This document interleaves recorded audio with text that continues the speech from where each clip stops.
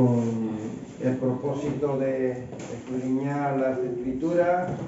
Estamos con Levítico capítulo 10, santificado, ¿verdad? Dios quiere un pueblo que se santifique, y como Él santificó a los que iban a servirle al Señor. Entonces, en el día de hoy vamos a ver 4 puntos muy importantes. En estos puntos vamos a ver la responsabilidad en la obra de Dios, también Dios, el discernimiento. Vamos a ver el silencio ante Dios y Dios hablándole a Aarón. Estas 4 cosillas vamos a ver hoy. Antes de empezar, echar un vistazo atrás lo que vimos la semana pasada. Si recuerda a alguien qué fue lo que vimos, ¿alguien quiere refrescarnos un poco? Que vimos de capítulo 1, de versículo 1 hasta el versículo 3, estuvimos analizando los hijos de Aarón, Nadab y Abiú, con fuego extraño. Bien, hicieron fuego extraño. ¿Qué le pasó? Dios los mató. Los fulminó Ahí mismo, ¿verdad? En la presencia de Dios hizo descender, salió fuego de la presencia de Dios y lo consumió, ¿verdad? A los dos. Así que en el día de hoy vamos a continuar en este mismo tema, pero a partir del versículo 4 hasta el versículo 7. Entonces, el estudio de hoy va más bien dirigido a estas personas que han sentido que Dios lo ha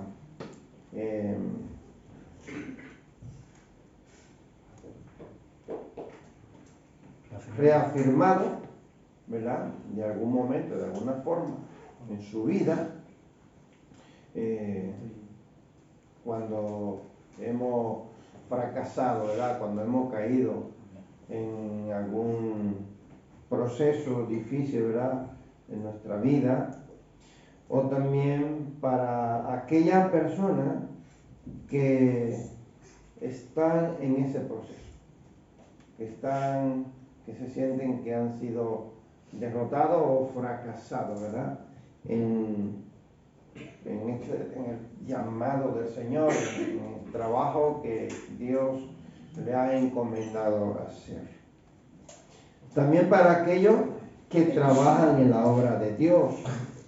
Y hoy queremos reforzar el principio bíblico que el liderazgo está por encima de las emociones y los deseos.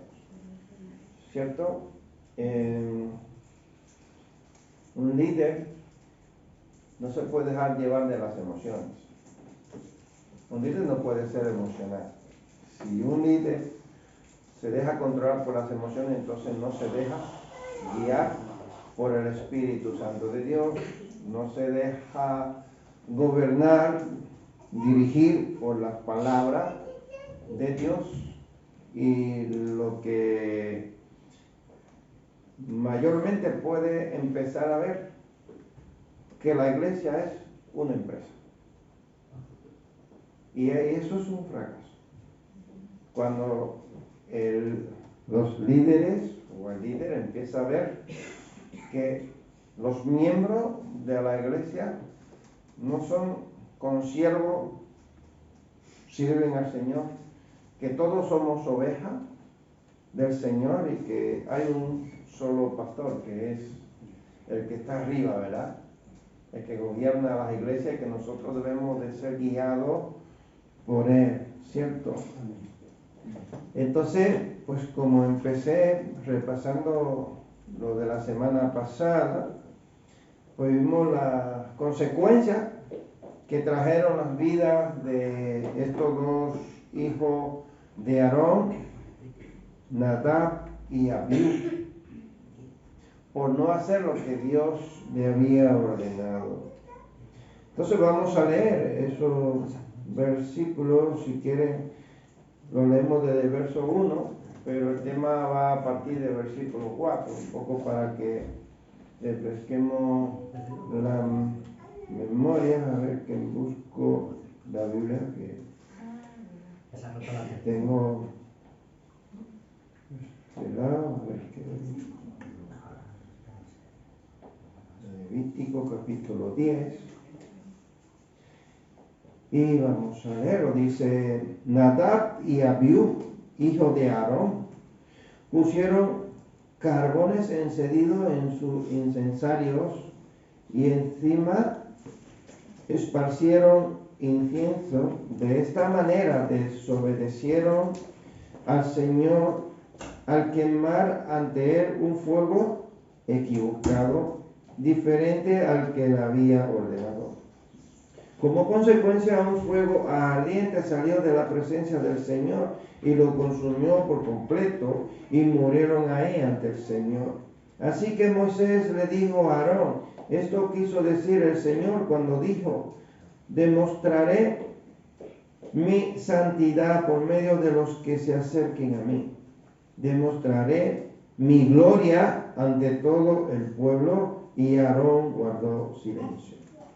Después Moisés llamó a Misael y a Elzafán, primos de Aarón e hijos de Uziel, que era tío de Aarón, y les dijo: vengan y llévense los cuerpos de sus parientes de delante del santuario a un lugar fuera del campamento. Entonces se acercaron, los agarraron por la ropa y los llevaron fuera del campamento, tal como Moisés lo había mandado. Luego Moisés le dijo a Aarón y a sus hijos Eleazar e Itamar: no rasguen su ropa ni dejen de peinarse en señal de dolor. Si lo hacen, morirán, y el enojo del Señor herirá a toda la comunidad de Israel.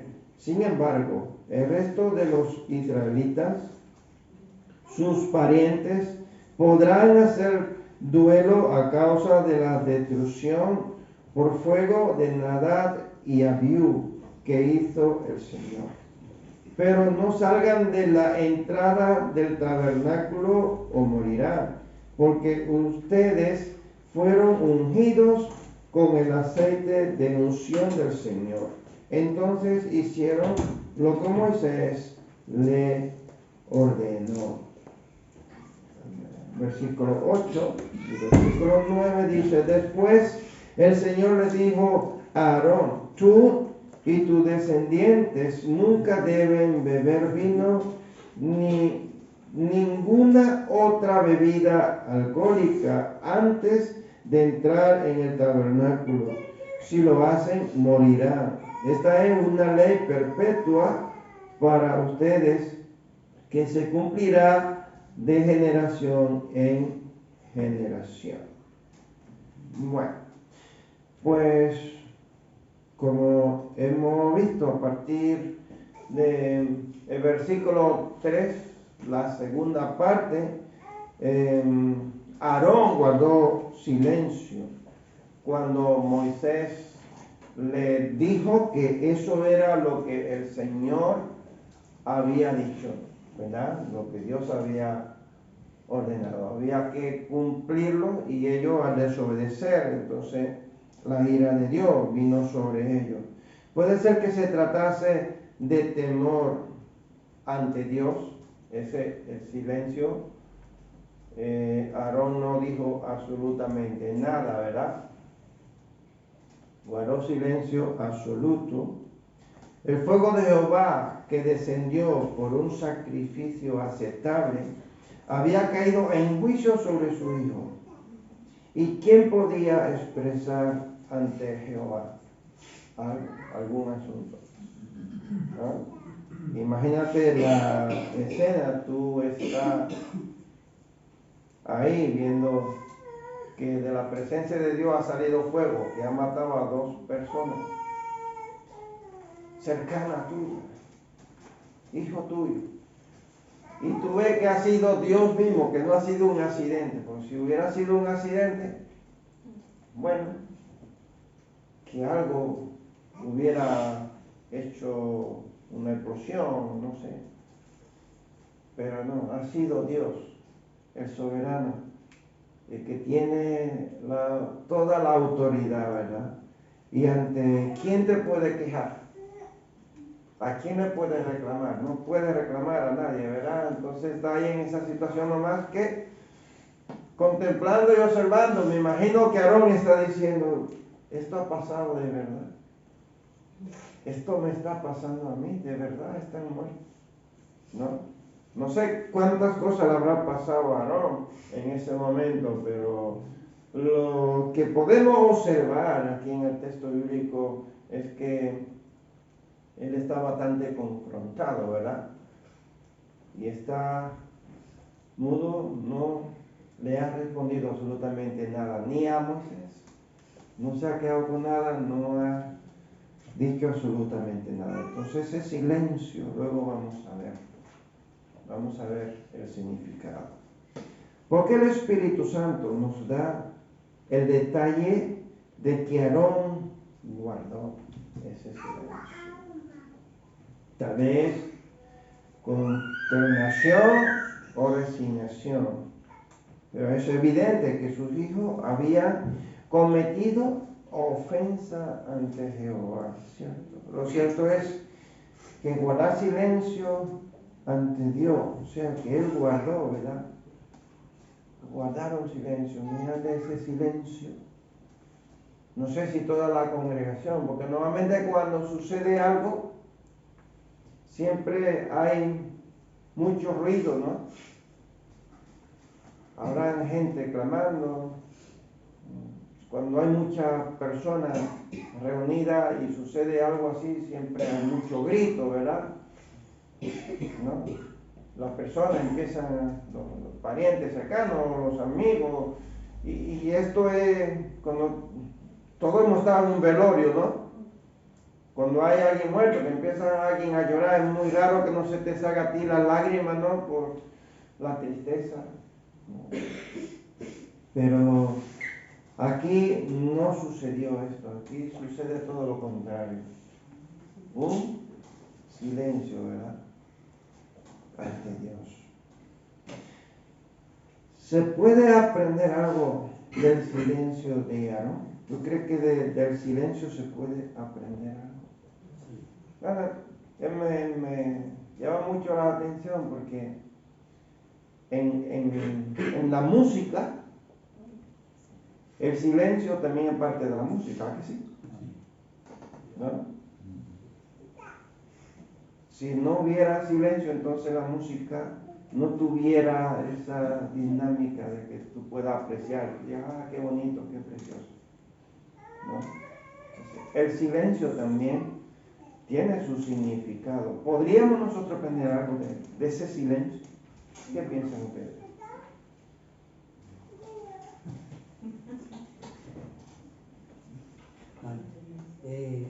Ahí según lo que podemos ver también es que después que mientras Moisés le está hablando a Aarón, el silencio da a entender que tiene aceptación, está aceptando la soberanía de Dios y por tanto se somete, sujeción y se somete a ella. Y otra es la obediencia también, ¿no? El silencio, a través del silencio, da a entender que obedece lo que Dios acaba de hacer, esa lección que Dios le acaba de dar. Y el silencio también representa la reverencia que le da al soberano.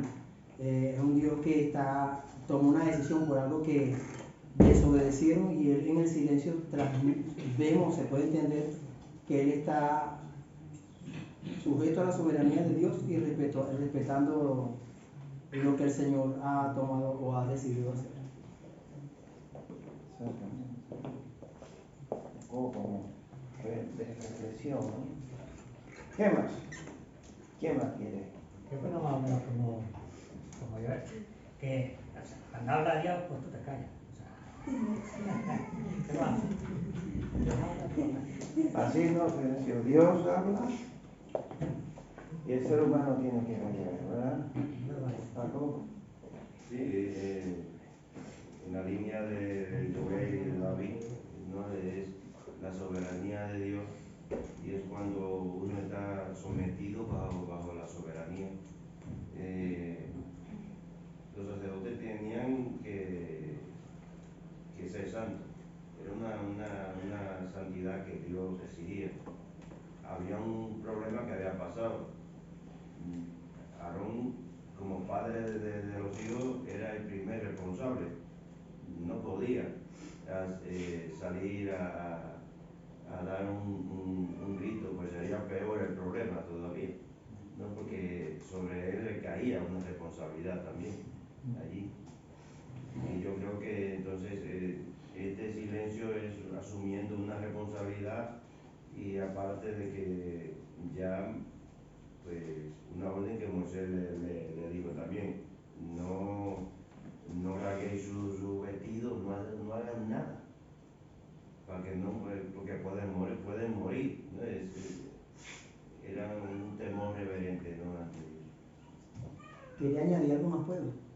Sí, pastor, que también vemos ahí porque eran los hijos de él, lo que usted dijo al principio, o sea, es fácil decirlo, pero son los hijos, lo que está en ti que de repente no están. Y algo que veo allí, que noto también, es que Aarón confió en Dios, confió en esa soberanía, en lo que tú dijiste, no solamente por miedo, sino que su parte humana, cuando incluso él habla, Moisés le habla, vemos que él no habla, o ese silencio también da a entender que estaba confiado en lo que Dios estaba haciendo. Así es. Pero a ver, ¿alguien más quería? Por ejemplo, no. Sí pueden observar que no es miedo, sino reverencia, ¿verdad? Temor reverente. Y es bueno, ¿verdad?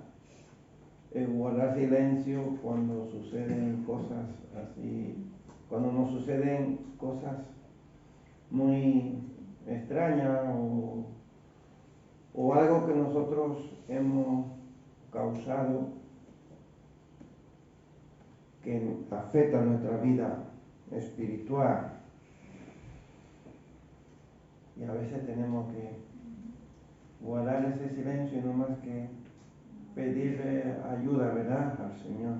Entonces aprendemos de esto, que hay momentos de guardar silencio ante Jehová, ¿cierto? Salomón dijo que hay tiempo de llorar, de hablar, de reír, de bailar, tiempo de todo, ¿verdad? ¿Cierto? Y a veces callar ante Dios es la forma que nosotros mostramos esa confianza. También parte de guardar silencio ante la adversidad, ante una situación difícil, también es parte del dominio propio, ¿no? Tener dominio propio, porque fíjate que yo veo que mi hijo, está ahí tocando la alabanza y de repente cae. Lo primero que va a hacer es corriendo a ver qué pasó, ¿no? ¿Cierto? Ustedes también lo harían, ¿no? Humana, pues imagínate que de la presencia de Dios salió fuego y a estos chicos que han ahí muertos, Aarón no podía ir a tocarlo. Estaba prohibido tocar cadáver, ¿o no? no podía. Aarón no podía salir corriendo ahí a tocarlo. Tenía que obedecer. O sea, imagínense la situación en la que Aarón está. Es que es tremendo, ¿no?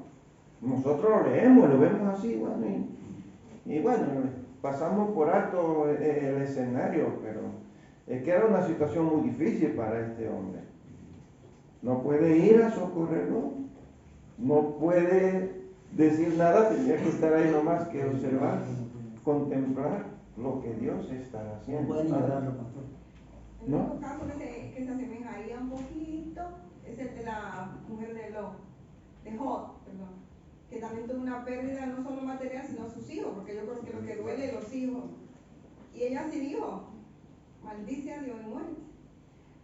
Y Aarón podía desistir, salir corriendo, pero él guardó silencio. A veces leemos muy deprisa. O sea, yo no sé, a lo mejor no vamos a saber por qué él guardó silencio. Pero meditando podemos hacernos una idea de verdad que él tenía confianza, como lo dijo yo en puesto. Porque la mujer de Lot, por ejemplo, ella dijo lo que había en su corazón en ese momento de dolor. Y Job le dice, mujer, ¿recibiremos de Dios el bien y el mal no? O sea, al final, cuando pasa algo, siempre viene el pensamiento. Pero él no lo expresó. Claro. Así es. El silencio también es una demostración que aceptamos su voluntad, ¿verdad? Porque a veces, o a la buena o a la mala, ¿no? Pero es mejor a la buena, ¿no? Sí. Siempre es mejor a la buena.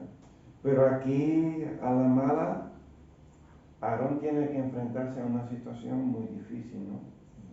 Y tiene que aceptar, ¿verdad?, la voluntad de Dios. Y a veces Dios nos lleva a un terreno que a lo mejor nosotros nos sentimos incómodos, ¿no?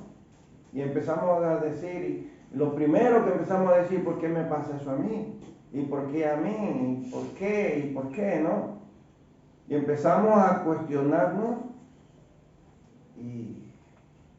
y a veces más adelante entonces vemos que Dios está haciendo algo bueno a favor, no solo nuestro, sino también a favor de los demás, ¿verdad? Entonces, fíjate, el silencio es muy importante en la vida de una persona que teme a Dios. También es importante mirar esto de que Aarón ya había pasado por una situación compleja, que había sido apresurado. O sea, yo asimilo que Aarón ya había aprendido cuando él construye su becerro y declara el becerro de oro y declara que realmente ese fue el que lo sacó a su pueblo de Egipto y lo liberó. Realmente ahí está dando una lección muy grande y sin embargo Dios lo perdona y lo santifica para ser el sumo sacerdote. O sea, al ya haber pasado en una prisa, por así decirlo, porque él actuó apresuradamente por no esperar, por no tener paciencia, por no conocer, en este momento dice, bueno, estoy pasando por una situación difícil, la anterior era difícil, creía que Moisés se había ido, su líder, la persona que estaba ahí, y ahora dice, vale, yo tengo que tomar silencio y esperar el actuar de Dios, voy a confiar esta vez en Dios. Yo podría pensar que cuando uno está cerquita al fuego y ya ha pasado por el fuego, pues ya entendemos cómo manejarlo. Que con los hijos el dolor es diferente, pues nos decimos los que somos padres y entendemos, pero sabemos que la situación que vivió antes fue tan fuerte que en estos momentos al estar ahí y al tener ya la responsabilidad de sumo sacerdote tengo que controlar y saber manejar mis emociones, que era lo que tú decías al principio, mis emociones, para poder rendir realmente la honra frente a la santidad del momento y manejarlo como tenía que haberlo manejado, por una santidad y no por un castigo frente a una situación. Exacto. Fíjate que lo que dice la hermana causó un problema grave, porque si no es por la intervención de Moisés, Dios lo iba a destruir a todos. Y hubo una gran multa, ¿verdad?, por causa de esa desobediencia, ¿verdad?, de ese becerro. Y ya tiene esa experiencia, ¿no? Me imagino que le habrá llegado eso a la mente, como Pedro cuando negó a Jesús. Que luego Jesús se lo encuentra después de resucitar, le dice 3 veces, Pedro, tú me amas. Y dice que le llegó a la memoria que Jesús le había dicho, 3 veces me negarán. Entonces, a veces es importante observar, ¿no?, nuestro pasado, reflexionar y guardar silencio. Cuando nosotros estamos orando, mayormente hablamos mucho. Oramos y terminamos la oración y ya está. No guardamos ese silencio para reflexionar y ver qué el Espíritu Santo quiere decirnos, ¿no? Ese silencio también. Fíjate que el silencio también, hasta Dios se detiene a observar. O sea que no solamente el ser humano, cuando sucede algo, debe de reflexionar, o cuando está adorando al Señor. También Dios guarda silencio por amor a nosotros, ¿cierto? En Sofonía capítulo 3 versículo 17, ¿no? Sofonía 3, 17 dice: el Señor está en medio de ti, poderoso, salvará, se gozará sobre ti con alegría, callará de amor. Callará de amor. O sea que el silencio es bueno, hermanos. O sea, aprendemos del silencio, que es importante. O sea, porque el silencio nos va a permitir a nosotros reflexionar sobre lo que ha pasado, sobre lo que está pasando y sobre lo que pasará, ¿cierto? O sea que nosotros debemos de tomar en cuenta pues eso. Entonces de versículo 4 hasta el versículo 7 vemos el honor de servir a Dios conlleva una gran responsabilidad, olvidándose de las emociones. O sea, con emociones, quiero que nos quedemos con esto, que con emociones nosotros no podemos agradar a Dios. Absolutamente. Si tú quieres agradar a Dios, debes de someter esas emociones a obediencia a la palabra de Dios. Las emociones no son buenas. Las emociones nos llevan a nosotros a cometer muchos errores.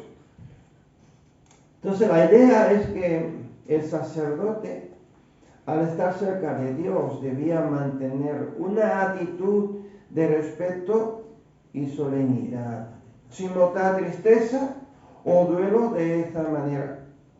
Pero esto no sería coherente con el carácter sacerdotal, ya que el sacerdote, al estar en presencia de Dios, no debía mostrar signos de duelo. Ellos tenían el aceite de la unción de Dios, que es símbolo del Espíritu Santo.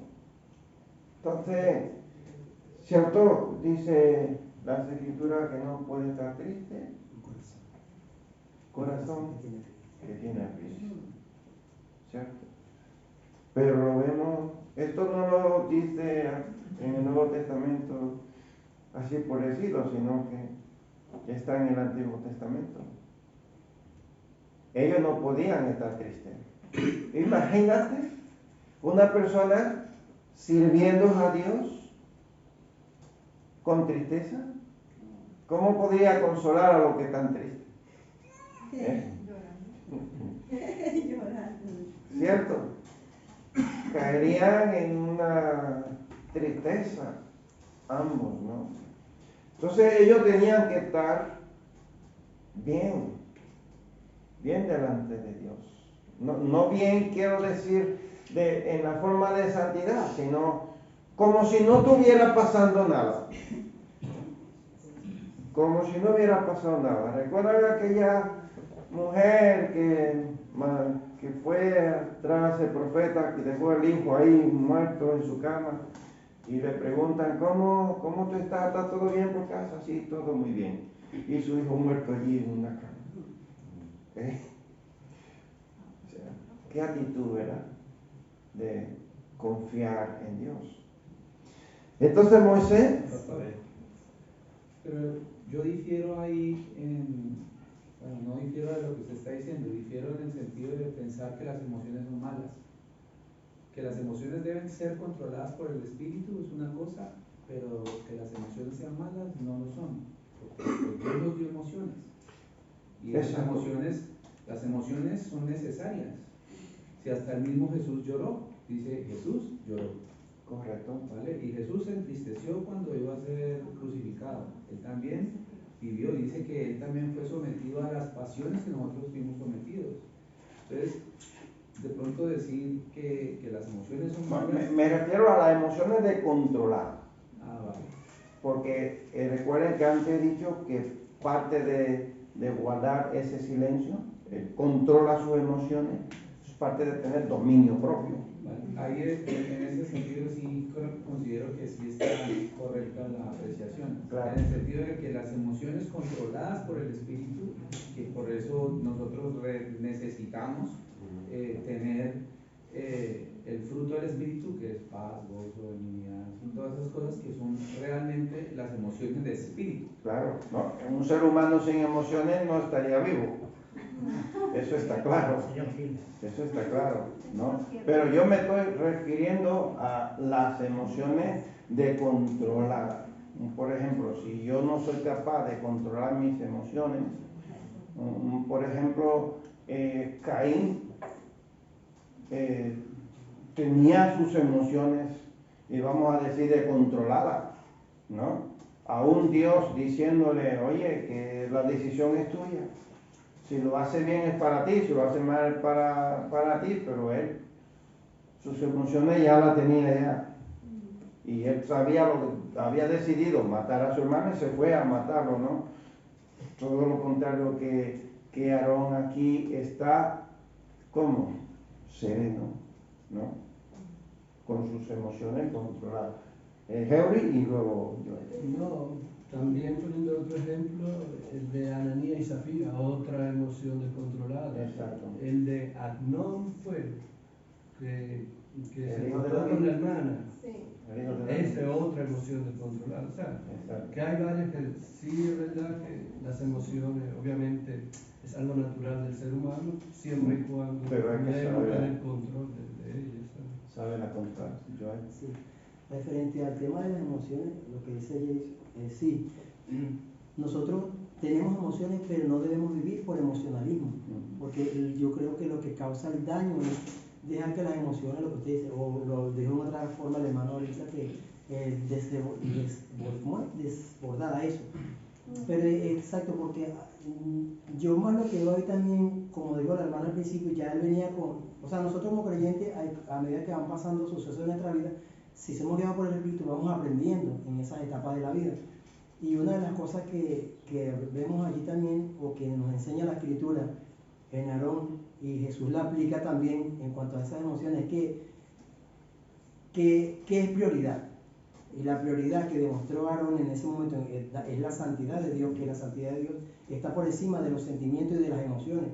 Jesús, aparte que lo que dijo el hermano, que también las emociones, porque es normal, lo que usted dijo, usted puede estar hablando tranquilo y le da una noticia a sus hijos, en ese momento la mete usted, pero hay en ese disturbio tiene que haber un momento de refreno de ya, bueno, ¿quién soy? Y es donde viene el Espíritu Santo y toma control de las emociones. Nosotros entendemos que mi prioridad es tú, Señor. Esta Ada y luego. Y fíjate que Moisés le dice a los muchachos, no descubráis vuestras cabezas, ni rasguen sus vestidos en señal de duelo. Entonces va un poquito más allá de la... Ahora mismo, por ejemplo, yo estoy en duelo. Pero eso no significa que es una emoción descontrolada. O sea, también aparte de las emociones, Moisés le dice, no lo demuestren físicamente, porque ellos, como costumbre de Israel antigua, se rasgaban la vestidura. Una versión dice no se peinaban, pero era que se quitaban los velos. Y Moisés le dice, con eso, para guardar la santidad y que no mueran, oigan, no hagan esto, porque era lo que se hacía en ese contexto. Entonces ya la otra parte me perdí un poco. Pero como sacerdote, en ese momento específico donde ellos estaban, Moisés muy listo y busca la solución. O sea, no demuestren el dolor físicamente para que no sea peor. Exacto. Daniel.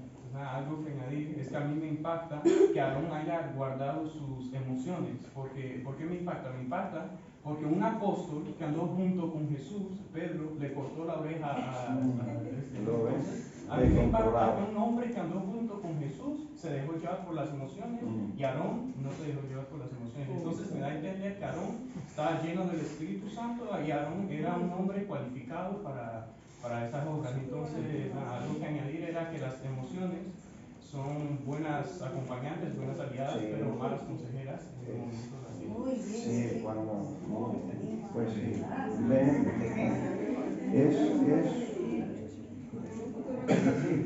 Cuando nosotros controlamos nuestras emociones, nos centramos en el propósito de Dios, en la voluntad de Dios, ¿verdad? Y nos dejamos guiar por el Espíritu Santo de Dios. Las cosas salen bien, ¿verdad? Y podemos hacerlo, ¿cierto? O sea, nosotros como seres humanos que servimos a Dios, nosotros podemos hacer las cosas bien. Si nos dejamos descontrolar, si las emociones están descontroladas, entonces no vamos a hacer las cosas bien como Dios quiere que nosotros hagamos. ¿Por qué? Porque nuestros pensamientos nos pueden engañar. Las intenciones de nuestro corazón siempre tiran, ¿no?, a las cosas que no agradan a Dios. Entonces es bueno, pues eso, tener ese dominio propio, ese control de nuestras emociones para agradar a Dios. O sea, todo lo que nosotros hacemos tenemos que hacerlo para el Señor, ¿cierto? Eso dice la Escritura, ¿no?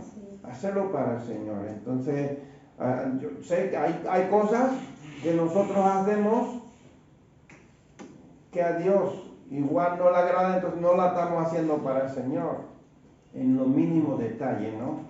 Dice yo, pues fíjate, igual una pequeña oración, pues antes de ir al cole, una pequeña oración antes de llevar a alguien al médico, presentarlo, ¿no?, al Señor, ¿cierto? Entonces, ve como primero todo lo que hacemos, ¿no?, tiene que ser para el Señor, ¿cierto? ¿Alguien levantó la mano por aquí, Jacob?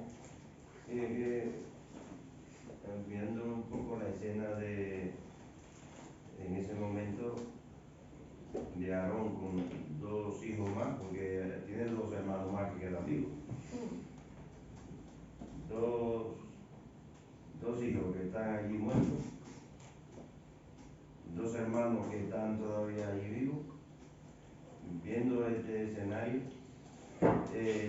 y contemplando una escena que yo vi una vez allí en mi pueblo de San Juan. Dice que una señora evangélica le muere un hijo. Yo fui al velorio y fue algo exagerado. Yo no sé, es que era una persona que daba puñetazos en la pared, reclamándole a Dios que por qué se lo ha llevado cuando hay tanta gente mala que todavía están vivos. Era la palabra, pero eran palabras rociadas con tal desesperación que todos los que estaban allí guardábamos silencio. Solamente por escuchando esta mujer en un momento de desespero. No tenía consuelo. Claro, pero era consuelo ninguno. Entonces yo viendo allí esta escena de Aarón, con dos hijos que quedan vivos, aquellos dos muertos, se podía haber armado un caos allí si Moisés a tiempo no dice, cuidado, no vaya a arreglar los vestidos, no hagan nada, aún no podían tocarlo, mucho menos, porque se podían contaminar. es algo que era una escena muy complicada, ¿no? A veces la leemos a simple vista y no llegamos ni a la mitad Entonces, del problema que se podía haber armado. así es. Alberto. Hablando de que, claro, que no se apresuraran y que mostraría duelo, que los versículos 10 y 11 nos dicen el porqué. Y dice, para que ustedes hagan distinción entre lo santo y lo contaminado, entre lo impuro y lo puro, y para que se instruyan a los hijos de Israel en todos los estatutos de Jehová que les ha hecho por medio de Moisés. Entonces, claro, ahí les está diciendo que para que vean que lo que han hecho los hijos de Aarón no era lo correcto. Entonces, como diciendo, como un escarmiento, ¿no? Entonces, para que si se rasgaba la vestidura, como hemos dicho, o se rapaba la cabeza tal, diciendo, aún tiene misericordia de ellos, ¿no? Pero aquí dice, pues para que vean que eso estaba mal y no se vuelva a hacer, entonces no les permitía. Una reprensión. Es el grupo. Entonces, en primer lugar, vemos que Moisés ordena a sus primos retirar los cuerpos y llevarlos fuera, ¿verdad? ¿Por qué? Porque estaba prohibido, o sea, Aarón y sus hijos no podían tocar a los muertos, ¿verdad? Dios le había prohibido en el libro de Números, capítulo 19, versículo 11 hasta el 13, versículo 11 dice, el que toque el cadáver de un ser humano quedará ceremonialmente impuro durante 7 días. Esta persona debe purificarse el tercer y el séptimo día con el agua de la purificación. Entonces quedará purificada. Pero si no lo hace el tercer y el séptimo día, quedará impuro aún después del séptimo día. Versículo 13. El que toque un cadáver y no se purifique de la debida manera, contamina el tabernáculo del Señor y será excluido de la comunidad de Israel, ya que no se roció con el agua de la purificación.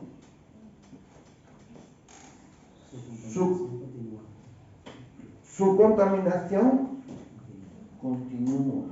O sea, se quedaba impuro. Tremendo. O sea, tenía ciertos requisitos. Imagínate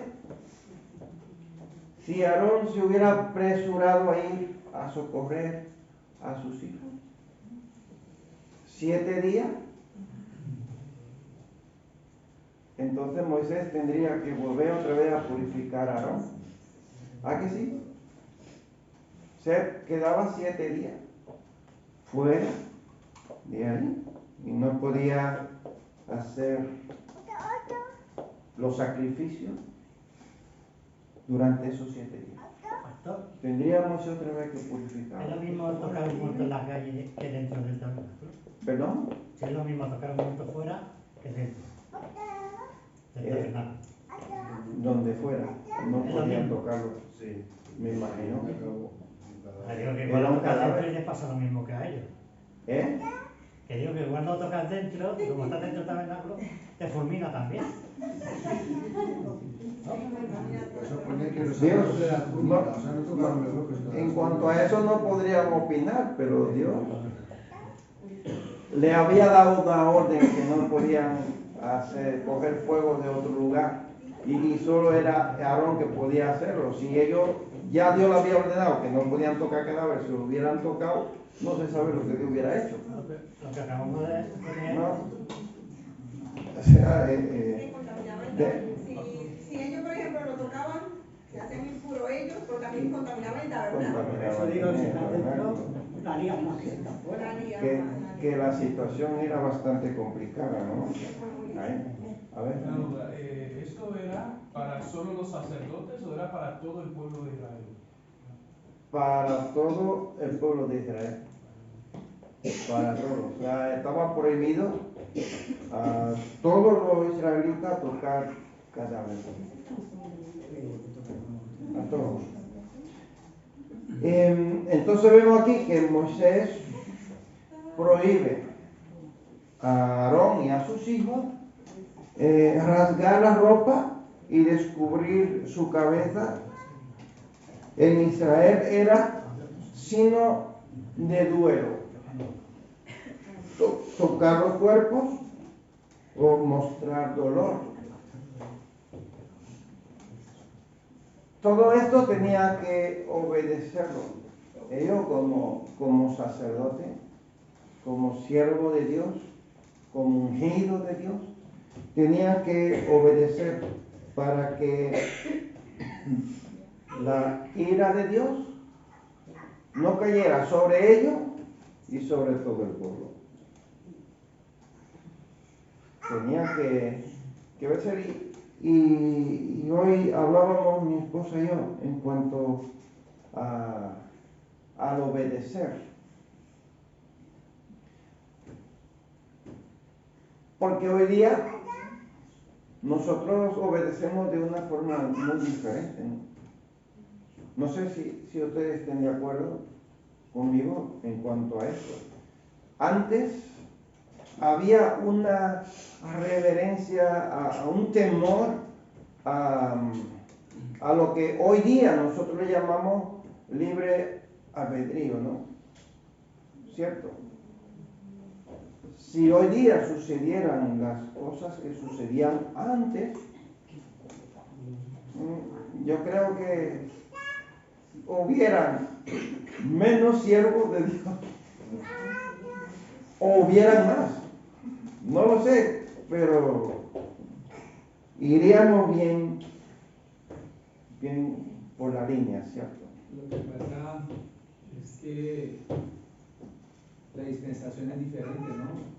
Sí, la dispensación de la ley del Antiguo Testamento, según Hebreos, está a un lado, por no decir abolida, digamos a un lado, para que se estableciera la ley nueva que traía la muerte de Cristo en la cruz y de consagrarse como el sacerdote supremo, sobre todo. Que el mismo libro de Hebreos nos explica que el sacerdocio del Antiguo Testamento era obsoleto, o que fue incompleto, que no fue un sacerdocio perfecto, y que el sacerdocio perfecto, quien cumplió realmente la ley para poder llegar a ser el sacerdote perfecto, fue Jesús.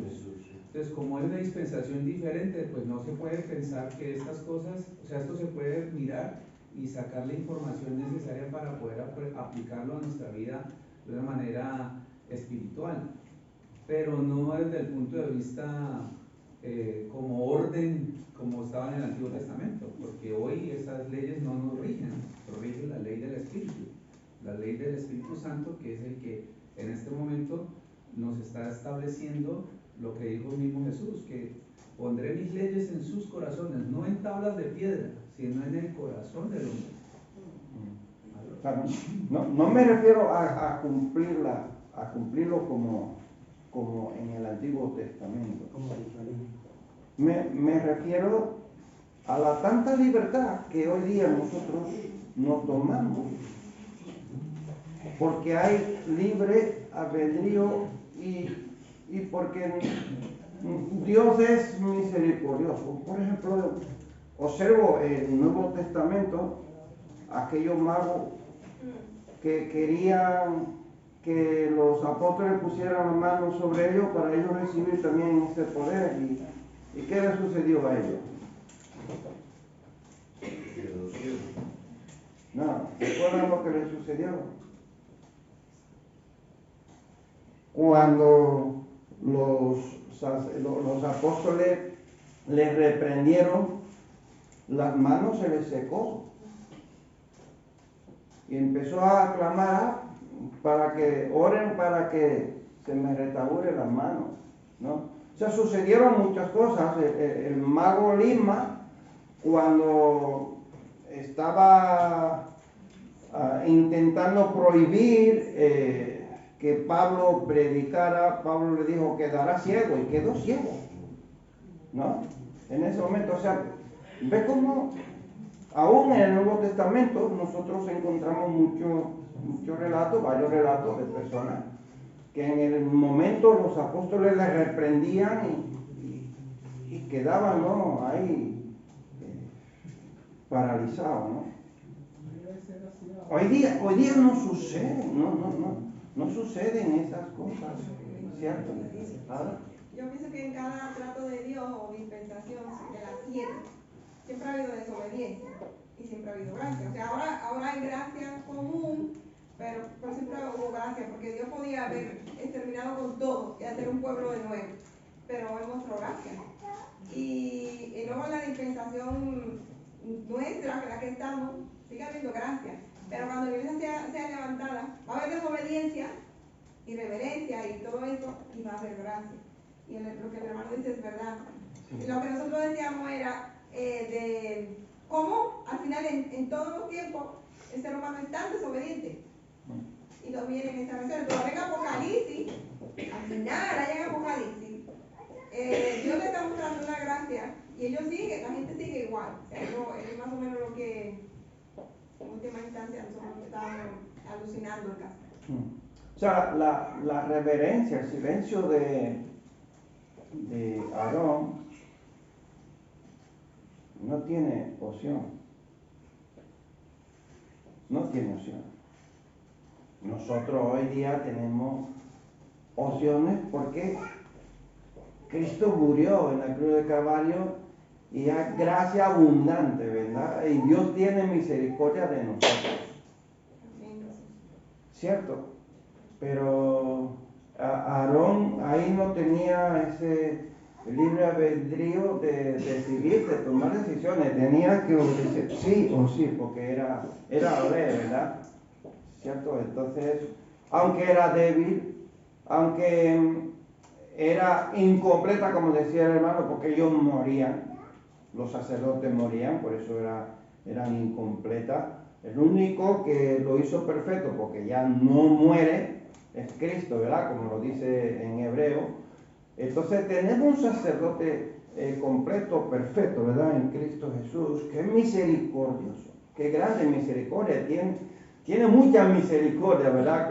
Con nosotros, con los débiles que somos, con los pecadores que somos, con tanta libertad, ¿verdad?, que nosotros nos damos. Entonces, Moisés le manda a Aarón a que no guarde luto, que no haga nada de eso, de lo que era la costumbre de ellos, rasgar la ropa, despeinarse, echarse polvo por encima, demostrar que estaban tristes y esas cosas. No podían hacerlo porque todo esto iba a crear más consecuencias, ¿verdad? Grave, no solamente sobre ellos, sino sobre todo el pueblo también. No se enoje con con toda la congregación. No se enoje, o sea, para que Dios no se enojara con toda la congregación. Aarón cumple esto por amor a los demás. O sea, no solo por él. Lo de libre albedrío viene a respecto a esto. Él cumple lo que Moisés le dice. Y lo que nosotros comentábamos era si Aarón hubiera podido decidir y decir, no, porque son mis hijos y yo les voy a guardar luto. Nosotros hoy día lo podríamos decidir así, ¿cierto? Pero Aarón no tenía esa libertad de decidir en ese momento, decir, no, mis hijos están muertos y yo les voy a guardar luto, porque esa es nuestra costumbre. Moisés le dice, no lo haga, para que la consecuencia no caiga también sobre la congregación. Y él decide obedecer, ¿verdad? Entonces, exhibe un compromiso con la comunidad de Israel y es capaz de obedecer cuando más cuesta, porque costaba, ¿verdad?, obedecer en esa situación. Henry. No, eso me llega ahora a la mente que en algunos velatorios hay personas que dicen, tal o cual persona quería más o menos al muerto que otro en función de su rostro, de su sentimiento, y eso es muy engañoso, porque hay gente que se le muere un pariente y se notan, no, o sea, tú no le ves esas lágrimas y eso, y como decía Jacob, ¡guay, guay, guay! No ve eso, y eso no quiere decir que esa persona no esté bien dolida por dentro.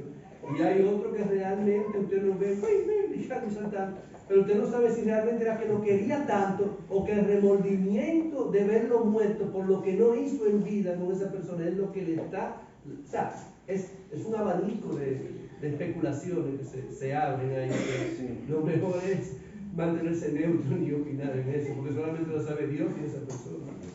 Pues sí, es bastante difícil. Yo tengo una pregunta. Te has dicho que Aarón no tenía opción y que nosotros sí. Dios no cambia, ¿no? O sea, yo creo que si nosotros sí tenemos opción y ahora digo yo, pues sí que voy a llorar por mi hijo, pues, es como decirle, es como abusar de la misericordia de Dios, ¿no? Porque si él, aunque en ese momento se murieron por desobediencia, a ver si se muere por accidente, no sé, pero si me dice Dios que no llore, y lloro, porque tengo la gracia, no sería abusar de la gracia. Bueno, la diferencia es el tiempo en el que estamos. Hay una historia. Que hay un antes, un Antiguo Testamento que está basado en la ley, y hay un Nuevo Testamento que nos dice que no lloremos como los del mundo que no tienen un consuelo. O sea, nosotros podemos ya ahora sí. Si el Espíritu Santo te dice no lo llores, no, pues, primero tiene que obedecer al Espíritu Santo de Dios. Hay una historia en 1 Samuel 16, creo, y Dios le dice a Saúl, Samuel le dice a Saúl, y Saúl le salió rebelde. Entonces Dios le dice, ¿hasta cuándo vas a llorar a Saúl? Entonces hay veces que yo sé que Dios entiende, o sea, ya me salgo del contexto que era una muerte espiritual la de Saúl, pero Dios entiende, o sea, ahora ya en este tiempo, si a mí me estaba contando de una iglesia que un pastor abusó a una persona y la iglesia se deshizo. Yo sé que esas personas de esa iglesia están llorando, esa iglesia se desapareció en Navarra, ¿no? Entonces, yo imagino que hay gente que está llorando eso que pasó. Y a lo mejor Dios lo ha permitido y esas lágrimas a Dios no le agradan, por ejemplo. Pero hay casos como el de Saúl, que Dios mismo le dice, no llores. Y casos personales el Señor va tratando, pero Dios es el mismo. O sea, si Aarón lo traemos a nuestra dispensación y Dios le dice no lloren, Aarón tendría que obedecer a Dios. No sé si eso va a David, porque no, Dios es el mismo. Mi pregunta iba más, No ya no por el lloro, sino por lo que ha dicho el pastor, que ahora en este tiempo no hay ese respeto, ese temor, que vamos como con el libro que dice, que yo eso no tengo tan claro, que vamos haciendo lo que queremos, ¿no? Y como está la misericordia de Dios, Dios nos perdona. Pero que hay consecuencias. sí, pero creo que abusamos de la misericordia. Eso es el libre albedrío que nosotros decimos que ya lo convertimos ya en, como tú dices, en abuso, ¿no? Digamos de la confianza. No sé quién me va a perdonar, pues yo te voy a perdonar.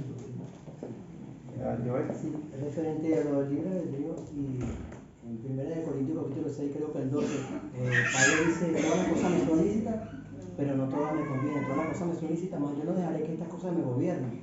Hay un punto clave para saber que nosotros tenemos la capacidad como creación de Dios, como creación, de reaccionar de una manera brusca, animal, irracional, o de acuerdo a lo que vemos también podemos plantearnos, no, o sea, no, si me dice, pero pasa algo, por ejemplo, si hay una persona que están golpeándola y tú ves que la están golpeando, tú vas e intervienes, pero si esa es una persona, hay personas armadas con machete, con pistola, con todo, la están golpeando, es más difícil que la persona actúe porque sabe el peligro que le lleva a actuar en ese momento. Mire algo que dijo, que en la misma palabra en el Nuevo Testamento se hace bastante fuerte en el tema de cuando en el libro de los Hechos, Ananías y Zafira, este tema en cuanto a la dispensación y en cuanto a la gracia. Bueno, porque en la dispensación se tenía que cumplir el requisito, que la gracia ahora digamos que no, pero resulta que en la gracia también se ve que Dios es un Dios que se cumple, o sea, tiene que hacer las cosas bien para él o no las hace. Jesús le afirma esto en el libro de Mateo, en el capítulo 8, cuando le dice a un joven, sígueme, él le dice, deja que vaya a enterrar a mi familia. Jesús le dice, deja que los muertos, o sea, dame prioridad a mí. O sea, yo entiendo tu dolor, pero yo quiero que tú te mentalices en primero yo, segundo yo, tercero yo y después yo. Eso es lo que Dios nos enseña. Exacto. Si sobra algo, yo. Exacto. Sí, Bueno, quería ver un poquito ampliar en esta parte cuando dice que Aarón no tenía otra opción, y hay una explicación amplia aquí, es que el sacerdocio era un sacrificio, el sacerdote tenía que estar puro porque tenía que representar prácticamente tenía que representar a Dios en el pueblo, tenía que llevar porque esa era la sombra, ¿no?, de lo que venía, de lo que había de venir. No hay un sacrificio hecho todavía. El hombre tenía que presentar un sacrificio, el sacerdote tenía que presentar un sacrificio por el hombre, no presentar por la expiación del pecado. Ahora, cuando Jesús viene, ya ese sacrificio fue consumado ya. Y ya el sacrificio lo hizo Jesús. Ahora, esa opción que Aarón no tenía, de ahí en ese momento de llorar a su muerto, hoy tenemos esa libertad porque nos la dio Jesús cuando ese sacrificio fue ya ejecutado en la cruz de Calvario, que lo hizo perfectamente, lo hizo una sola vez, no lo hacía cada año ya. Entonces esa es la parte que no es que hay un libre albedrío, sino que hay un exceso de confianza del hombre con una falta de conciencia de conocer la soberanía de Dios. No es que yo no pueda llorar, bueno, tiene que haber en mí un dominio propio. Jesús, sumo sacerdote, a Lázaro Lloró. Claro, ¿cierto? O sea que hay, ¿verdad? Entonces vamos a hacer un contrato de tiempo, ya se nos ha ido. Y no terminamos, vamos ahí. En el versículo 6, aquí hay un mandato, ¿verdad?, que Moisés le da. Vamos a ver entre Nadab y Abiú, y Aarón y sus hijos. Ese contraste que hay. Nadab y Abiú no obedecen en lo fácil. O sea, no estaban alegres, estaban celebrando, están gozosos. Dios acepta el sacrificio. Aarón, Eleazar y Tamar, sus dos hijos, obedecen cuando es difícil obedecer. Los dos hijos muertos hacen lo que no se les manda. Entonces, Aarón y sus dos hijos son fieles a lo que Dios manda, aunque duele, ¿verdad? Entonces, los dos muertos pensaron en ellos mismos. Sin embargo, Aarón y sus dos hijos piensan en los demás. No solo en ellos, obedecen, ¿verdad?, por amor al pueblo. Pensemos en Moisés. ¿Cómo se forma el discernimiento espiritual en la vida de un creyente? De este tema vamos a hablar más, así que solo nos centramos en Moisés. ¿Cómo se forma? ¿Qué usted piensa? ¿Cómo se forma el discernimiento espiritual en la vida de un creyente? Obediencia. ¿Qué más? ¿Cómo se Yo forma? creo que ¿Cómo es una búsqueda de la presencia del Espíritu Santo. Buscando Fe, a través de la fe y la confianza. con fe. Ujú. Este don solo se puede formar en la intimidad con Dios Así. y en temor reverente a Dios, reconociendo quién es Dios. Solo así. Moisés en todo tiempo, fíjate que al principio, capítulo 3 de Éxodo, le costó, ¿verdad? El llamado, ¿no? Pero él obedeció, él se fue. Y de ahí en adelante, él siguió en obediencia a Dios. Y un hombre que tenía el Espíritu de Dios en él, ¿no? Es que lo que está pasando aquí no está en el manual, como nos pasa a muchos de nosotros en nuestra vida, una enfermedad, una muerte, un desempleo. ¿Y qué hacemos? Tú vas a buscar la Biblia, el paro, igual la IA te lo dice, pero la Biblia no. Entonces, Moisés no tenía un manual para que Nadab y Abiú hicieran lo que hicieron. ¿De qué echa mano Moisés? Del discernimiento. Y nosotros es lo que tenemos que echar mano. Cuando hay cosas que la Biblia no la pone, que no vienen en la Biblia, porque a mí muchos de los que siempre han trabajado con jovencitos, pero que la Biblia no dice tal cosa, no lo pone. Pero sí tenemos discernimiento espiritual y se consigue conociendo a Dios y en intimidad con Dios. Y entonces no está en la Biblia, pero el Espíritu Santo te da la sabiduría, que es lo que está pasando con Moisés. No tiene un manual para un protocolo, un plan B. Él está, no está improvisando, él está ejerciendo el don de discernimiento. Hay un hermano allá que decía que la Biblia no dice que no fume, por eso, como no dice que no fume, pues fumar. Bueno, entonces, pues, vemos, ¿verdad? Que el don del discernimiento nos ayuda a saber qué hacer ante una situación dada, una situación difícil, ¿verdad? Pensemos en Elí, cuando entendió que Dios llamaba a Samuel, le dice qué tenía que hacer.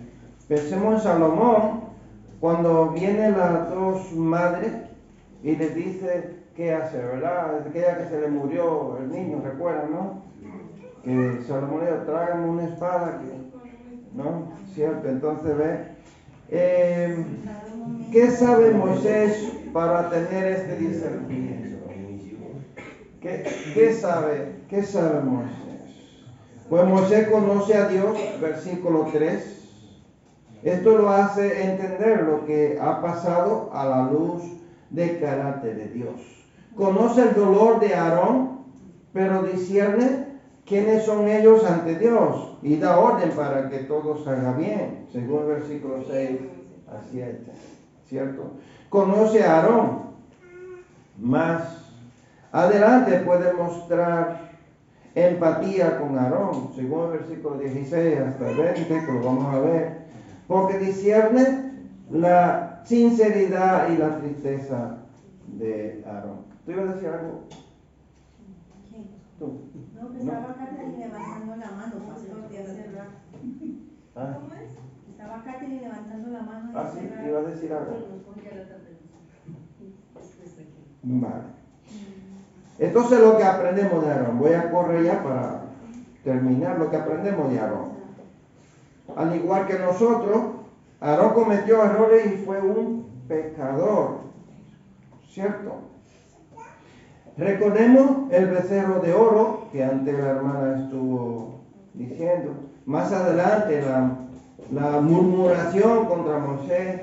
Dios en su gracia sigue su propósito en Aarón, a pesar de sus errores. Gracias. Un hombre que cometió errores, ¿verdad? Nosotros también, ¿no? Cometemos muchos errores, pero Dios tiene mucha misericordia en nosotros. Es un caso donde amar a los demás se demuestra con una obediencia difícil que calla su propia persona y apaga sus emociones y deseos. El resto de Israel podía llorar por Nadab y Abiú, pero Aarón y sus otros hijos se le dijo que permanecieran en el tabernáculo, o sea, ahí dentro. Ese es otro caso, que no podían salir con un poquito de aire. Tenían que permanecer ahí, ¿verdad? En ese momento, porque el aceite de la unción del Señor estaba sobre ellos. Tú permaneces, ¿no? En el Nuevo Testamento encontramos muchas veces a Pablo diciendo permanecer firme. Encontramos a Santiago, encontramos a Pedro también diciendo, está firme, ¿verdad? Está firme, ¿no? Entonces, ellos tenían que mantenerse ahí porque tenían que unción del aceite. ¿Tú tienes qué? La unción del Espíritu, ¿no lo tienes, ¿sí o no? Amén. Entonces te llama a estar firme, a permanecer firme, ¿verdad? Ahí, porque tú eres ungido de Dios. Amén. Tienes el aceite. Entonces Dios siempre, en el versículo 8, Dios siempre había hablado a Aarón por medio de Moisés, pero ahora le habla directamente, porque a pesar de todo, cuenta con Aarón para sus planes. O sea, por primera vez Dios le habla a Aarón. ¿Ve? O sea, Dios sigue contando con él. Entonces, lo que aprendemos de Dios, aprendimos de Moisés, ahora lo que aprendemos de Dios. Dios no menosprecia a Aarón por el pecado de sus hijos. Dios le habla cuando él necesita. Lo que Dios dice es una instrucción, pero le muestra a Aarón qué fue lo que pasó. Se le hace entender la desobediencia. Y más cosas que aprendemos de Dios. Dios afirma el liderazgo de Aarón. Puede que Aarón se sintiera rechazado. Dios le está diciendo que aún tiene planes para él. Para nosotros hoy día.